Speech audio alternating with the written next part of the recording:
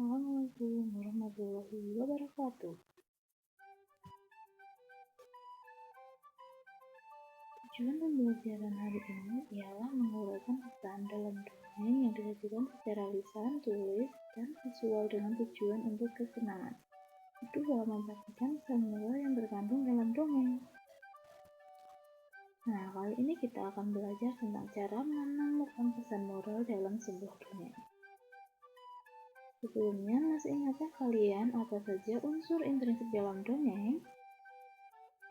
Ya, unsur intrinsik dalam dongeng yang pertama tema, 2 latar, 3 alur, 4 tokoh, 5 penokohan, 6 sudut pandang, 7 amanat atau pesan. Nah, itu tadi unsur intrinsik yang ada dalam dongeng. Pada video sebelumnya telah dijelaskan ya. Jangan lupa lihat video sebelumnya. Amanat merupakan sebuah pesan moral yang ingin disampaikan seorang penulis atau juga pengarang cerita kepada pembaca. Bentuk amanat dalam dongeng. Yang pertama tersirat, yaitu amanat atau pesan dongeng yang tertulis langsung di dalam cerita dongengnya. Yang kedua tersurat, yaitu amanatnya tidak tertulis langsung di dalam dongeng. Biasanya kita harus mencari dan menyimpulkan sendiri pesan dari dongeng tersebut. Ciri-ciri pesan moral dalam dongeng. Yang pertama, pesan moral selalu baik. 2, bisa dilihat pada akhir cerita. 3, bisa dilihat dari sifat tokoh utama.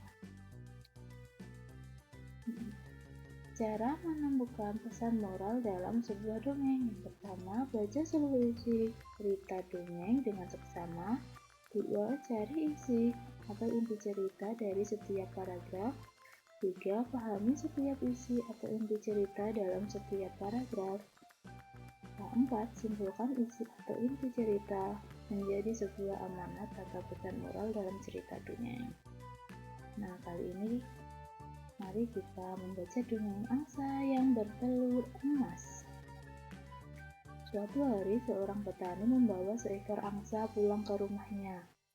Angsa ajaib, kata petani. Ia segera membawa telur emas itu ke pedagang emas di pasar. Untuk mengetahui apakah telur itu benar-benar emas. Ini emas murni, kata pedagang emas. Pedagang membeli emas itu dengan uang yang banyak. Sejak saat itu, angsa setiap hari mengeluarkan telur emas. Kini petani telah memiliki selusin telur emas, tapi ia masih belum puas. Aku akan kaya raya, tapi aku ingin angsa mengeluarkan lebih dari 1 telur emas tiap hari, agar aku cepat kaya, kata petani. Setelah angsa mengeluarkan telur emas yang banyak dalam sehari, petani masih belum puas juga. Angsa itu mengeluarkan banyak telur emas. Aku tidak akan menunggu besok, aku ingin cepat kaya. Aku akan menyembelih angsa itu dan mengambil seluruh emas dalam tubuhnya, pikir petani. Petani menyembelih angsa, tapi ia sangat kaget. Ia tidak menemukan 1 telur emas pun dalam tubuh angsa. Kini ia hanya bisa menyesal karena serakah ia telah menyembelih angsa. Andai saja ia tidak menyembelih angsa itu, ia pasti masih bisa mendapatkan telur emas. Itulah akibat dari keserakahan.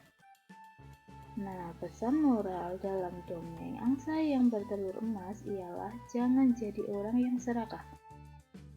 Sabar dan bekerja keras dalam meraih kesuksesan.